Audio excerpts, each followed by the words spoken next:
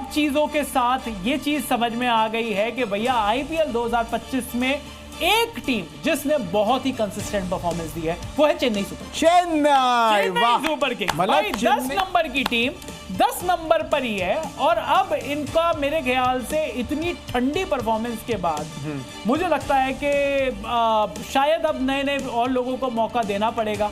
मुझे तो लगता है कि शायद मयप्पन जी खेलने में ऐसा भी हो सकता है, मतलब भाई आ जाए खेलने, अब गुड जपनीत भी वापस आ जाए। मैं ठीक हो गया, मेरी जो टांग नकली थी वो सही हो गई है। तो यहाँ पर बहुत सारी चीजें हो सकती हैं, लेकिन जो आईपीएल पॉइंट्स टेबल में जो टॉप 4 की जो पोजीशन है भैया वो बड़ी बिल्कुल आपस में चिपक गई हैं। लेकिन उससे पहले बात कर लेते हैं आज के बाबर आजम की।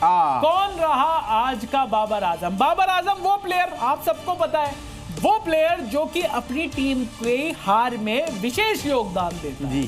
मैच का मुजरिम नहीं है, ये विशेष योगदान देते हैं अपनी टीम को हरवाने में। तो आज का बाबर आजम कौन?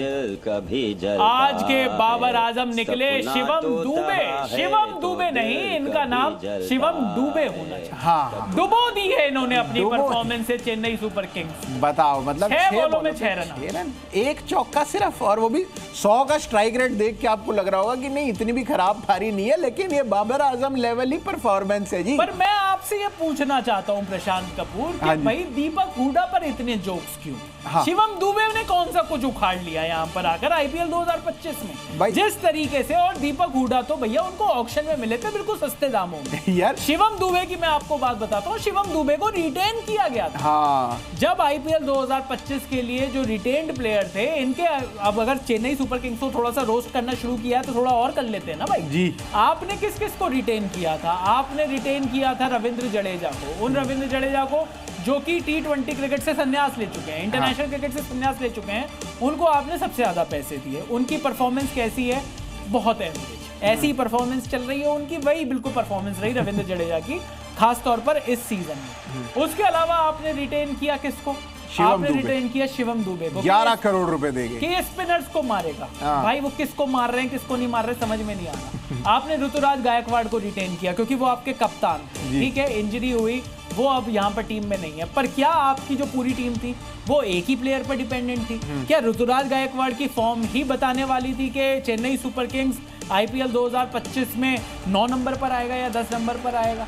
आज वो नहीं है तो 10 नंबर पर है। शायद वो होते, क्योंकि ऐसी सी टीम है, तो शायद 9वें नंबर पर भी हो सकते। हाँ, ज्यादा से ज्यादा। और शिवम दूबे के बारे में पता है चैन भाई, मुझे लग रहा है कि कोई क्यों नहीं बोल रहा है। आपने वो कहानी सुनी है कि जब शेर पीछे भाग रहा होता है, तो जो है शिवम दूबे, अब वो शेर जो है वो है मीडिया और पब्लिक और जो सोशल मीडिया, वो शेर है। अब शिवम दूबे कह रहा है कि भाई मेरे को ना आगे नहीं भागना है, मेरे को बस दीपक हुडा और विजय शंकर से तेज भागना है ताकि वो जो शेर है वो उन्हें खा जाए और शिवम दूबे इसमें बचे रह जाए। और ऐसे होके बच रहे हैं। शिवम दूबे के बारे में कोई बात नहीं कर रहा, विजय शंकर और दीपक हुडा को सब धोए जा रहे हैं, पर सच्चाई ये है कि परफॉर्मेंस चेन्नई सुपर किंग्स की बिल्कुल जीरो रही है। पर चलिए, इतनी बातें हमने चेन्नई सुपर किंग्स की परफॉर्मेंस के बारे में कर ली है। आईपीएल के ऊपर पब्लिक क्या कह रही है, पब्लिक की किस तरीके की परफॉर्मेंस है, हमारी परफॉर्मेंस पर शायद पब्लिक ने सवाल पूछे हो, या हो सकता है आईपीएल 2025 में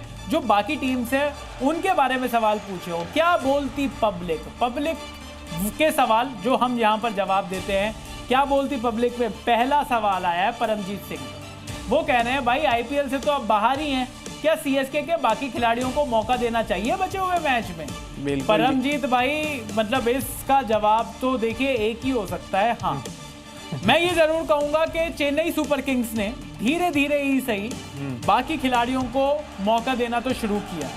चेन्नई सुपर किंग्स, अगर अब आप देखो आज की चेन्नई सुपर किंग्स की जो टीम, भाई इन्होंने शुरुआत करी थी रचिन रविंद्र से, और रचिन रविंद्र तो बहुत बढ़िया फॉर्म में थे। अब ये रचिन रविंद्र को कोई मौका नहीं देता। बिल्कुल। उसके अलावा डेवन कॉनवे के साथ इनके शायद पिछले सीजन तक बहुत बढ़िया खेल रहे थे डेवन कॉनवे, पर उनमें वो बहुत ज्यादा मेरे ख्याल से आत्मविश्वास नहीं है, इसलिए डेवन कॉनवे भी बाहर। अब धीरे धीरे करके अगर आप देख रहे हो तो कुछ नए खिलाड़ी आए हैं। आयुष मात्रे, जिस तरीके से वो 19-20 साल का लड़का है, उसने आया, पिछले मैच में बढ़िया बैटिंग भी करी थी। मौका देना शुरू किया है। लेकिन जैसा प्रशांत कपूर कह चुके हैं, अभी और भी प्लेयर्स हैं जिनकी बड़ी डोमेस्टिक क्रिकेट में बढ़िया परफॉर्मेंस आई थी, लेकिन ये दीपक हुडा के पीछे छुपकर बैठे हुए हैं। मुझे लगता है अब 10 मैच हो चुके हैं, आखिरी के 4 ओवर बचे हैं चेन्नई के। चेन्नई अब अपनी बेंच स्ट्रेंथ को टेस्ट करेगा, क्योंकि अगर वो अगले सीजन तक दीपक हुडा और विजय शंकर को रिलीज नहीं करते तो भाई मैं इस टीम के बारे में, अब मेरे को इतने ही पैसे नहीं मिलते कि मैं चेन्नई सुपर किंग्स को जस्टिफाई करूं। अगला सवाल ले, कर ही नहीं सकते चेन्नई को जस्टिफाई। अगला सवाल ले लेते हैं कि अगला सवाल क्या है, क्या बोलती पब्लिक। अगला सवाल है सोनल जैन का, कह रहे हैं आईपीएल 2025 में से टीम इंडिया में कौन आएगा। बहुत शानदार सवाल सोनल, बहुत ही बढ़िया सवाल। और प्रशांत, ये सवाल मैं आपके ऊपर फेंकता हूँ। बड़े सारे नए खिलाड़ियों ने परफॉर्म किया है, क्या लगता है कि कौन सा खिलाड़ी टीम में आ सकता है? मुझे ऐसा लग रहा है कि एक बंदा जो आ सकता है वो है प्रियांश आर्या। अगर मतलब ऑल्दो ओपनिंग के ऊपर बहुत होड़ लगी हुई है, बिल्कुल, और यशस्वी जायसवाल भी हैं वहाँ, शुभमन गिल भी हैं, ओडीआई में तो रोहित शर्मा भी हैं, तो वहाँ पे आना थोड़ा सा मुश्किल है। लेकिन स्टिल मुझे लगता है वो जो छोटे बांग्लादेश टाइप वाले टूर आएंगे तो उसमें शायद मौका मिल सकता है। एक बंदा मुझे जो लगता है वो है दिल्ली की टीम से विपराज निगम, बिल्कुल, जो कि बैटिंग में भी उन्होंने वो 18 बॉलों में 38 और वो 19 बॉलों में 39, दो एक ऐसी पारियां आगे खेल चुके हैं जहाँ पे टीम उनकी बिल्कुल अंडर प्रेशर थी, तो वो वहाँ पे उन्होंने खेला और साथ में वो स्पिन करा रहे हैं, बढ़िया रिस्ट स्पिनर है। तो ये 2 प्लेयर तो मुझे लग रहे हैं। और कौन है उसके अलावा? देखिए, मतलब अगर कोई किसी को लगता है कि वैभव सूर्यवंशी बड़ी जल्दी टीम में आने वाले हैं, मुझे नहीं लगता। शायद वो इतने यंग हैं कि थोड़ा सा और मौका दिया जाएगा। और अगेन, जो आपकी बात को आगे बढ़ाते हुए, इतना जैम लगा हुआ है टीम इंडिया में ओपनिंग ऑर्डर पर, ऋतुराज गायकवाड़ को मौका नहीं मिल पा रहा। यशस्वी जायसवाल, सोचिए T20 टीम के भी ओपनर हैं, टेस्ट के भी ओपनर हैं, उनको वनडे में ओपनिंग करने का मौका नहीं मिल रहा। रोहित शर्मा ऑलरेडी ओपनर हैं एक फॉर्मेट में। उसके अलावा शुभमन गिल भी हैं, अभिषेक शर्मा है। आप मतलब नाम लीजिए, नामों की बौछार कर दीजिए। बहुत सारे खिलाड़ी हैं अभी भी जो ओपनिंग करते हैं अभी भी टीम इंडिया के, तो ओपनर की तो एकदम से जगह नहीं बनेगी। जैसा कि आपने कहा, मुझे विपराज निगम, क्योंकि अभी भी अगर टीम इंडिया को वो T20 वर्ल्ड कप 2026 फरवरी में, अभी 1 साल भी नहीं बचा है, इंडिया में ही है, वहां पर वो अगर नंबर 8 पर एक ऐसा प्लेयर चाहिए जो बॉलिंग भी कर सके, बैटिंग भी कर सके, वहां पर बहुत ज्यादा ऑप्शन नहीं है इंडिया के पास, खासतौर पर हार्दिक पांड्या के अलावा, जो बढ़िया बैटिंग भी कर सके। अक्षर पटेल मिल चुके हैं, पर क्योंकि रविंद्र जडेजा चले गए हैं तो वो अक्षर पटेल अब कुशन नहीं है। तो यहाँ पर बड़ी सारे देखना होगा कि कौन कौन से प्लेयर्स। लेकिन बहुत शानदार सवाल। अगले सवाल पर चलते हैं। क्या है अगला सवाल? लेते हैं अगला सवाल। क्या बोलती पब्लिक का? ये बात तो सच्चाई है कि भाई जिस तरीके से आईपीएल लगातार टैलेंट फेंके जा रहा है वो बड़ा बेहतरीन है। लेकिन चलिए, अगला सवाल आ गया आनंद झा का। उन्होंने कहा है कि यूजी चहल ने हैट्रिक लेके टीम इंडिया में वापसी की जगह बना ली है क्या? आनंद जी, मुझे ऐसा सा लगता है कि युजवेंद्र चहल ने आज जो हैट्रिक ली है वो ये तो दिखा दिया है कि भाई उनमें जंग नहीं लगी। जो बहुत सारे लोग ये लग रहा था कि युजवेंद्र चहल बहुत पीछे चले गए हैं, मुझे लगता है कि अभी भी वो वनडे या T20 टीम में अभी भी टॉप 3 में तो हैं। वरुण चक्रवर्ती, कुलदीप यादव, युजवेंद्र चहल। और आईपीएल में तो, इस आईपीएल सीजन में तो कुलदीप यादव से कहीं ज्यादा अच्छी फॉर्म में नजर आ रहे हैं। कुलदीप यादव उतने रंग में नहीं नजर आ रहे, ऑल्दो कुलदीप यादव भी 12-13 विकेट्स ऑलरेडी निकाल चुके हैं, लेकिन जिस हिसाब से चहल प्रेशर बना रहे हैं सामने वाली टीम पे, उतना शायद कुलदीप यादव नहीं बना पा रहे हैं। हाँ, तो वहां पर चहल अभी टॉप 3 में है। एकदम से टीम इंडिया में आ पाएंगे ये थोड़ा सा मुश्किल लग रहा है, क्योंकि टीम इंडिया ने ऑलरेडी उन स्पिनर्स में एक ही स्पिनर वो ऐसा खिलाते हैं जो बैटिंग ना कर सके। और मतलब अनफॉर्चुनेटली वरुण चक्रवर्ती, कुलदीप यादव और युजवेंद्र चहल उसी कैटेगरी में आते हैं। तो एक ही प्लेस है एक ऐसे स्पिनर की जो कि बिल्कुल बैटिंग नहीं कर सकता हो, नंबर 9 नंबर 10 पर आ सकता हो।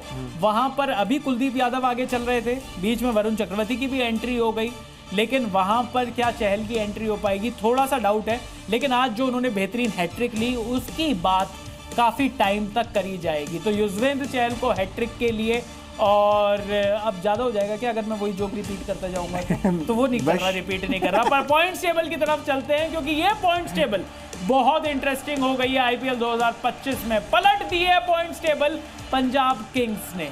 पंजाब किंग्स 10 मैच में 6 जीत 3 हार 1 नो रिजल्ट के साथ 13 पॉइंट पर नंबर 2 पर पहुंच गए। नंबर 1 पर है आरसीबी 10 मैच में 7 जीत के साथ 14 पॉइंट्स पर है। मुंबई इंडियंस लगातार 5 मैच जीत कर आ रहे हैं, ये नंबर 3 पर है मुंबई इंडियंस, 10 मैच में 6 जीत 12 पॉइंट्स। 12 ही पॉइंट्स पर है गुजरात भी और 12 ही पॉइंट्स पर है दिल्ली कैपिटल्स भी। गुजरात ने 9 मैच खेले हैं, वो नंबर 4 पर है। दिल्ली कैपिटल्स 5 मैच में लगातार उनकी 3 हार हो चुकी हैं। लगातार तो नहीं हुई पर 5 में 3 हार हुई हैं, 2 जीत और उसमें भी 1 जीत जो है वो सुपर ओवर वाली है जी। नीचे की 5 टीम देख लेते हैं। लखनऊ सुपर जायंट्स और कोलकाता नाइट राइडर्स के फैंस अभी भी सोच रहे हैं कि शायद वो टॉप 4 में एंट्री मार लें। लखनऊ के 10 मैच में 10 पॉइंट्स हैं, कोलकाता के 10 मैच में 9 ही पॉइंट्स हैं।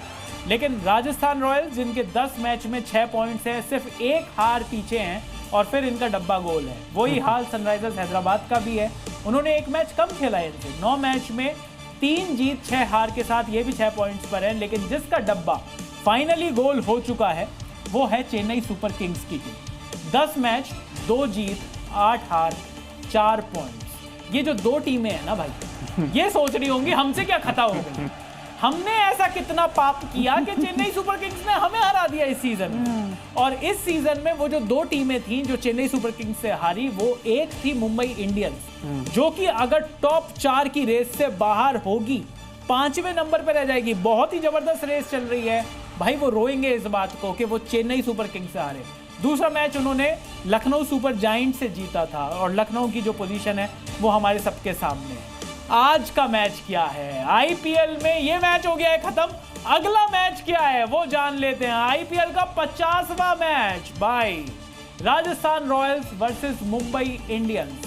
राजस्थान रॉयल्स ने गुजरात टाइटंस को हराकर इस पॉइंट्स टेबल में खलबली मचाई है और उनका मुकाबला है अब मुंबई इंडियंस के साथ। इसी ग्राउंड पे जो था वो वैभव सूर्यवंशी का 100 आया था, बिल्कुल तो इसी वो सवाई मानसिंह स्टेडियम जयपुर के अंदर फिर एक बार राजस्थान रॉयल्स भिड़ेगी मुंबई इंडियंस के साथ। और मुंबई इंडियंस जिस फॉर्म में चल रही है, जो उनका मतलब टेम्पलेट बन गया है अब कि भाई हम आएंगे तोड़ेंगे, हर मैच को वो तोड़ के जीत रहे हैं। ऐसा नहीं हो रहा कि मतलब बिल्कुल ओह जीत गए, ओह ये फंसा हुआ मैच जीत गया, ना ना ना ना, बढ़िया तरीके से जीत रहे हैं। सारे एक तरफा मैच जो है वो मुंबई अपनी तरफ खींच के ले जा रही है। मुझे लग रहा है कि मुंबई तो अब ने ठान लिया है कि भाई मैं तो प्लेऑफ में जाऊंगी। लेकिन ऐसा ही सोचा था गुजरात ने और राजस्थान ने उनका ढोकला बना दिया था। क्या मुंबई इंडियंस का वड़ा पाव बनाएगी राजस्थान रॉयल्स? आईपीएल 2025 में ये सारे मैचेस हम देखते जा रहे हैं और हर मैच के बाद रात 12 बजे हम आते हैं जी न्यूज पर आईपीएल 2025 की इस कवरेज को लेकर। Thanks for watching this coverage. इतना प्यार देने के लिए बहुत बहुत शुक्रिया।